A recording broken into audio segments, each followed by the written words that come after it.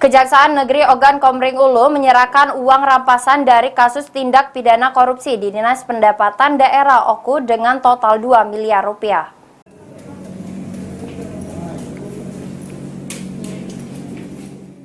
Uang tunai sebesar 2 miliar lebih hasil tindak pidana korupsi yang menyeret mantan Kepala Dinas Pendapatan Daerah Oku FH beserta bendaharanya SA disetorkan Kejaksaan Negeri Oku ke kas negara.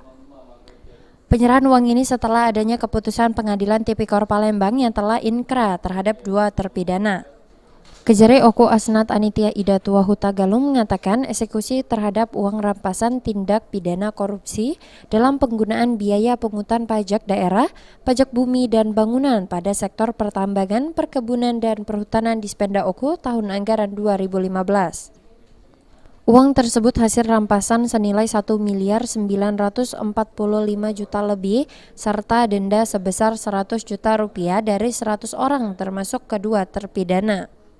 Rampasan dan denda ini merupakan hasil dari penyitaan seperti tadi kita sampaikan yang dilakukan oleh tim penyidik tindak pidana khusus Kejaksaan Negeri Ogan Komering Ulu dengan jumlah 2.045.185.000 rupiah 185.080 rupiah, dan hari ini akan kami setorkan semuanya ke dalam kas negara. Kalau untuk 2 terpidana ini berapa, Bu? 2 terpidana ini untuk tersangka Fahmi Yudin itu sekitar 100 juta ya, 100 juta. Untuk tersangka Saiful sekitar 140 juta.